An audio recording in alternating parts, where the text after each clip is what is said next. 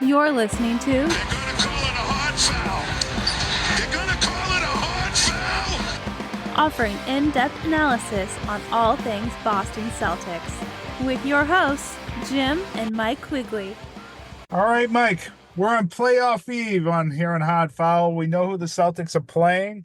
They're playing the Miami Heat as they won big. And I guess we should have never, ever doubted the Chicago Bulls puking all over themselves as they once again did. And Miami played well, and Chicago does what the Bulls have always done. And now we have the Heat. And we have the Heat, at least early on in this series, even though he's been ruled out for the entire series without Jimmy Butler. And it's a question of who else will be available, I guess, whether Terry Rozier is going to be fully available, whether how healthy is Duncan Robinson. But we know there will be Bam Adebayo. We know there will be Tyler Hero, and we know Eric Spoelstra will come up with a game plan. So I want to do this two ways today, Mike. I want to look at this as what's realistic and what are our fears, and are our fears realistic about the boogeyman that is Miami Heat. So I want to kick it off to you. What you're most afraid of going into this series, and do you feel like your fears are derived from what's happened in the past and not necessarily realistic, or are there real things that either the Celtics don't do, or the things that Miami may make the Celtics do that will get you nervous going into to the series? My fears are the Celtics don't respect their opponent, and that they play down to their opponent. And it comes back to bite them a little bit, where a series that should go 4 or 5 games ends up going 6 games, similar to Atlanta last year. So that's my fear, because the Celtics really should take care of business against this Miami team. Jimmy Butler's not playing. Miami doesn't have enough players who can score on their own. Really, outside of Tyler Hero, they don't have playmakers. Bam's a good player, but he's not somebody who really strikes fear into you defensively. You can shut him down. So, yeah, I mean, I worry about the Celtics, like I said, not coming out ready to play, playing down to their opponent because they think they can just get away with not being completely focused. And I also worry, I guess, a little bit about the physicality of the series and the fact that we know already that Miami's going to be allowed to play physical. Bam Adebayo is going to get away with illegal screens every possession. And the Celtics' ability to get out on 3-point shooters with those illegal screens and the action that's going to run through Bam will probably be the biggest challenge for the Celtics defensively. Offensively, the Celtics should get whatever they want. And if they play the right way, Jimmy, there's no way this series goes more than 4 or 5. Yeah. Quite frankly, I don't even see how the games stay close. Well, I think, Bam referenced in the post-game interview that it's going to be a dogfight and in the mud and dirty and grinded out. And I think that's what Miami wants. And the problem for the Celtics over the past couple of seasons, they have allowed Miami pretty much to dictate the pace in most of these games in the playoffs. And they played a Miami Heat style. And what ends up happening is, they lull you to do things that they perceive are your weaknesses, and limit their own weaknesses. So they have caused a lot of turnovers for the Celtics because and live ball turnovers, which have led to easy baskets, which of course helps Miami a ton because it's such a poor, especially with a Jimmy Butler now, such a poor half court team. They just don't score great in the half court.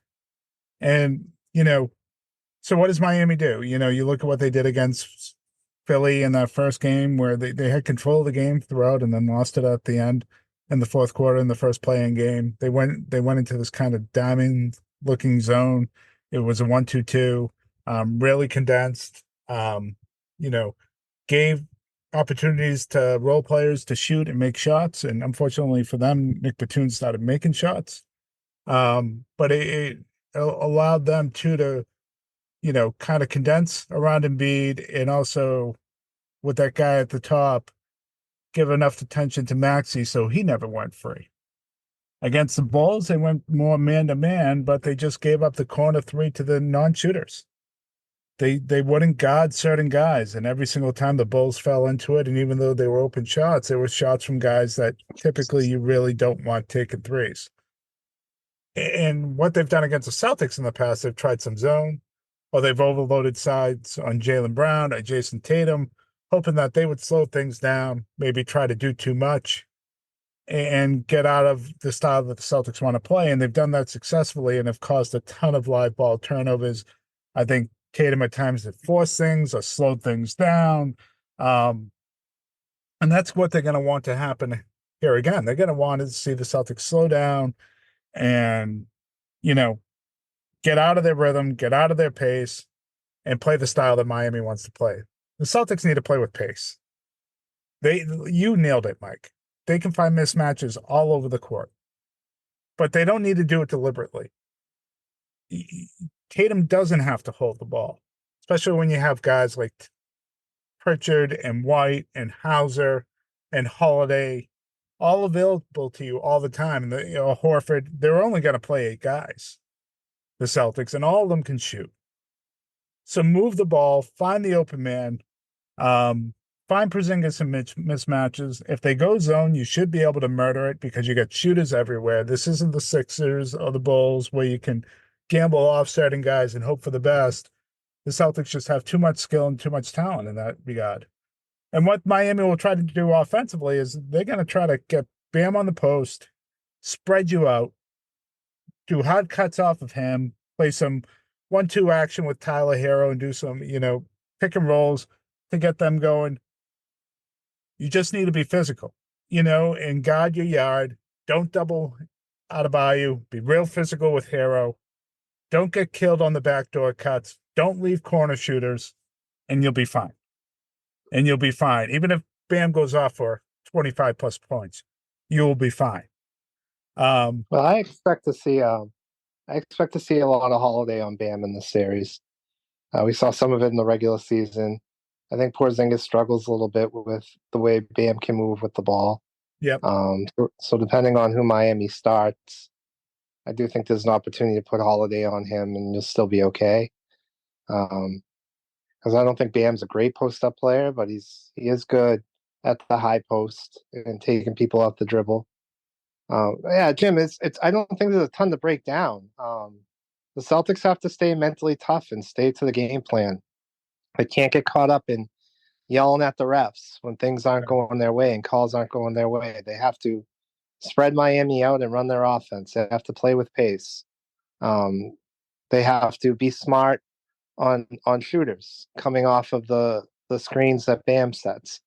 All the attention to detail stuff, and these are these are double-digit wins for the Celtics almost every night in this series, unless the Heat catch fire a game where they're hitting all their threes. But Miami just doesn't have the talent to stay with the Celtics. Without Jimmy Butler, they're just not a good team. And I would be extremely physical with Tyler Hero, like on both ends of the court.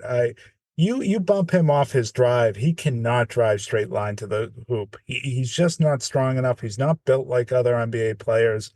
He'll shoot a large volume of shots, but he's a very inefficient player in these bigger moments.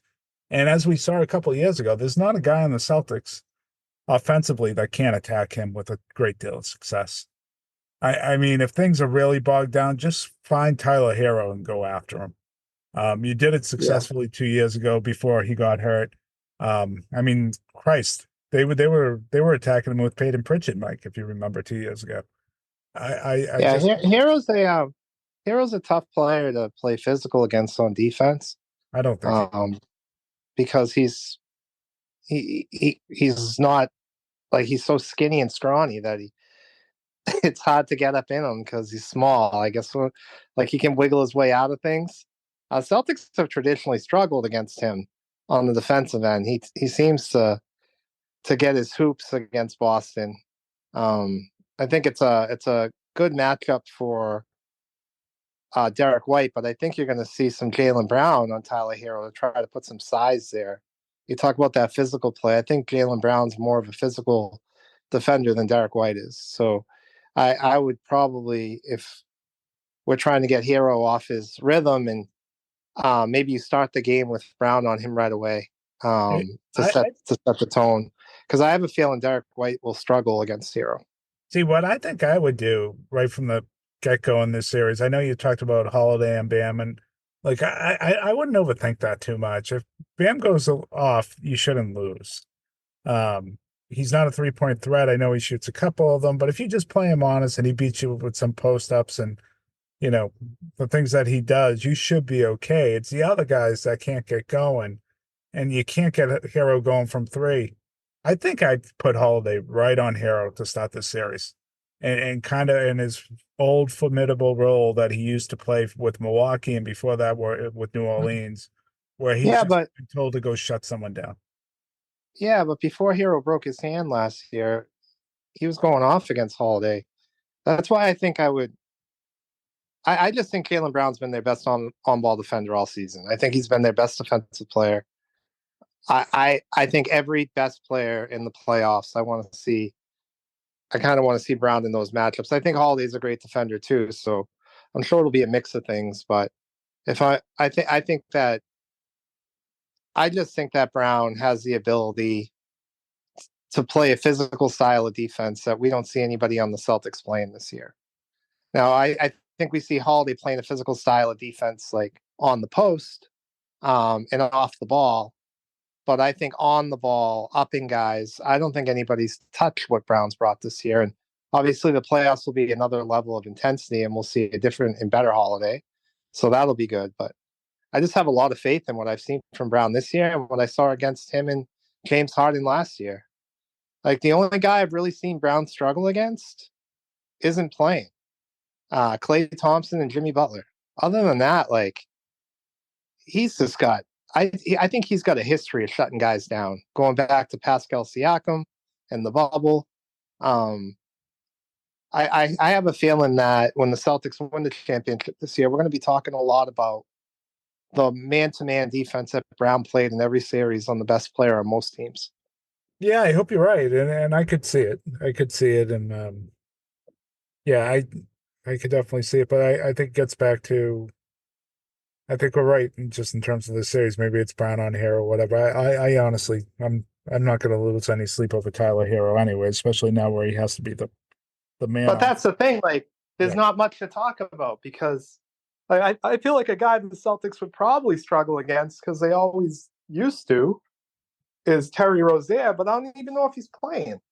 Yeah, and how good and healthy he will be coming off the low. But he certainly has the balls for the playoffs. And we saw what he did, in 2018 during that run, especially in that first round series against Milwaukee. He was fantastic, and he had ice water in his veins, and he was great. If they could get that version of Terry Rozier, and what did Rozier average points per game before he was traded? Was it around 25 this year? It was up there. So yeah, he was up there, but he really struggled once he got to the Heat. He really struggled. And again, the one guy we haven't talked about and killed the Celtics last year was Caleb Martin. And Caleb Martin, and then the rookie on Miami. How do you pronounce his last name? Am I drawing a blank? From UCLA, the wing. Jaime. Yeah. That kid's a player. He is. That kid's a player. He showed up in both games so far in this mini playoff run for Miami. Yeah. Jaime Jaquez, right? Yeah, what's struggling, Jaquez throughout the end of the regular season, and he really came on for them. Kevin Love's played pretty well over these last couple games. Yeah, those guys can be good. They can be effective. I'm trying to talk myself into like this could be a good series, Jim. I can't. Like, the only way this is a series is if the Celtics just play like assholes. Yeah. They really should just dominate. I mean, they dominated this team in the regular season. I'm pretty sure Jimmy Butler played in some of those games.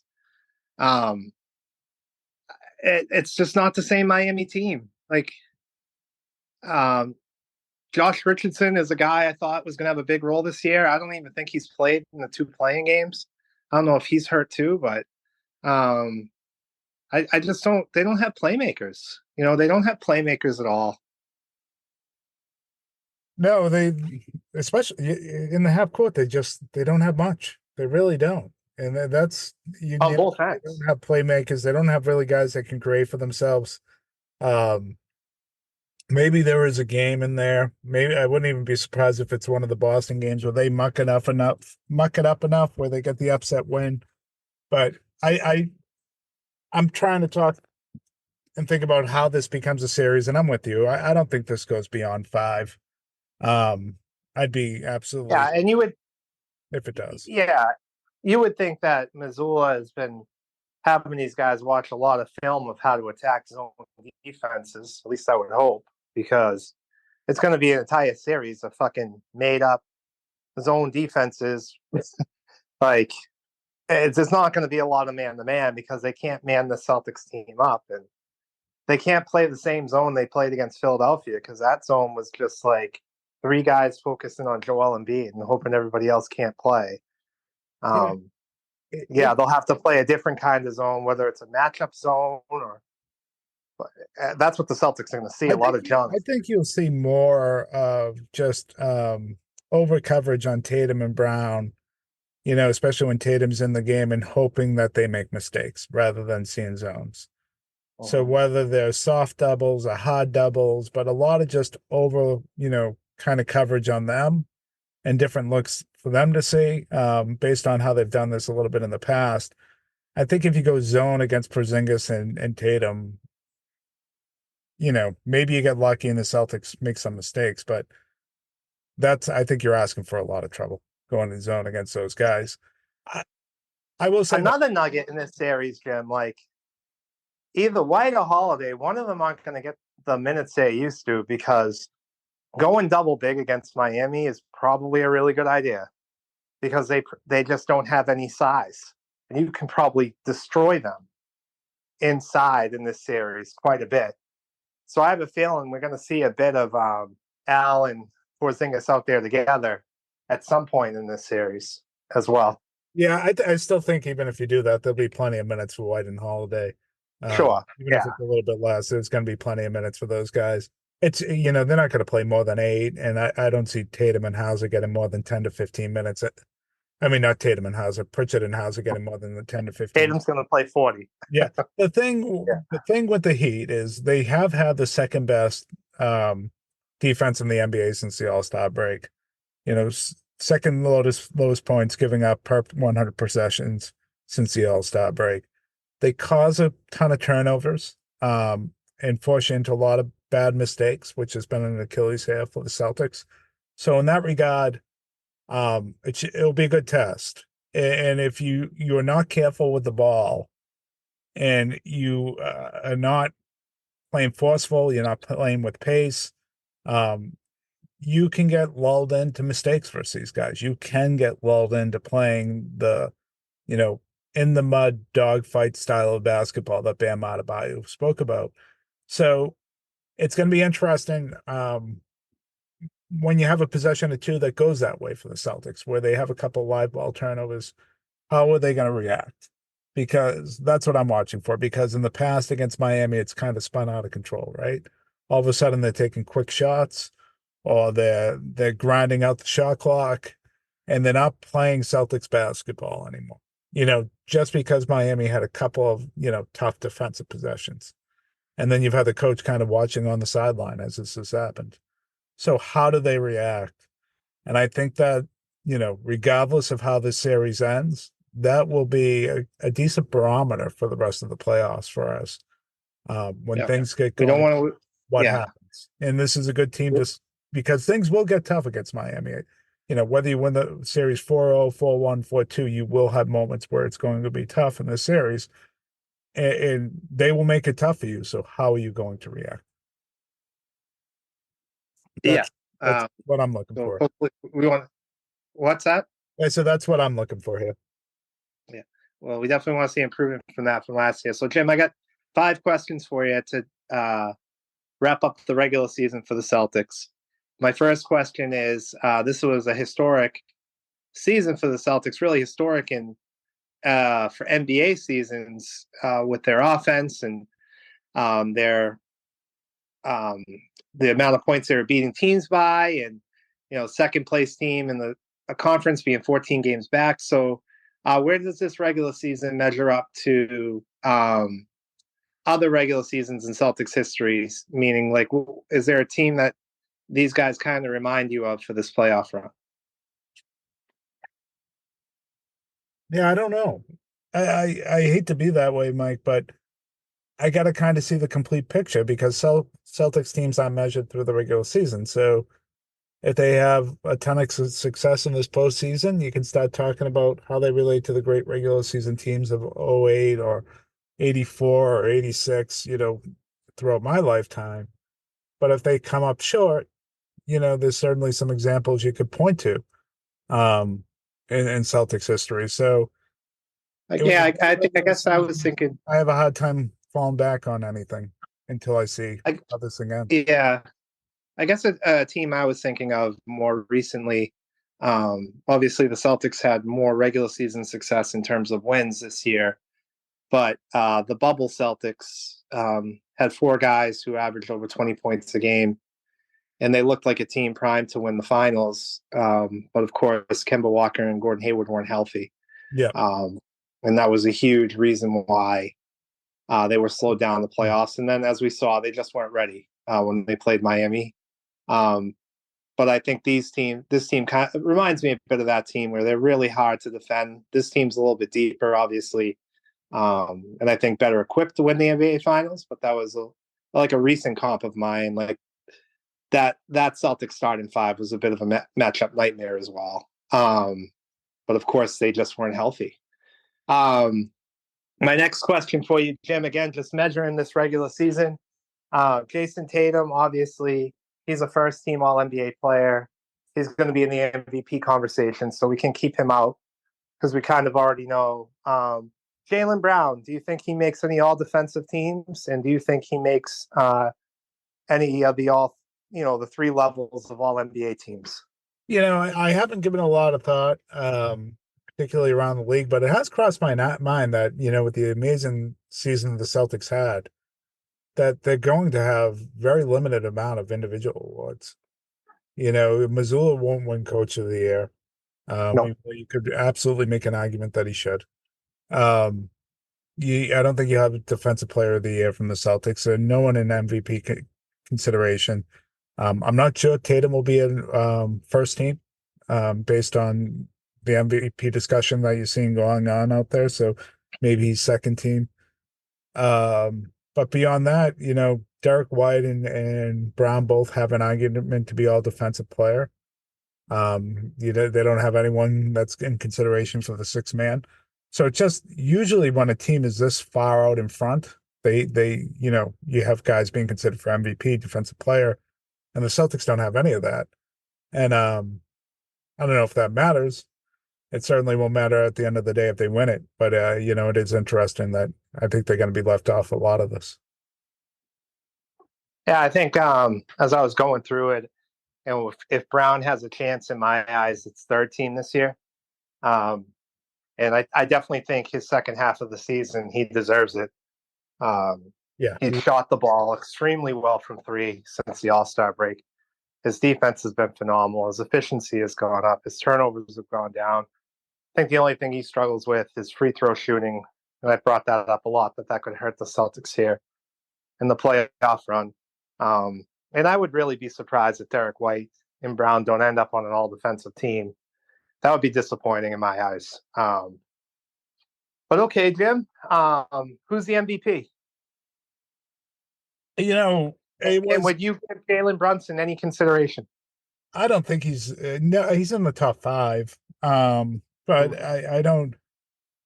I kind of look at it this way.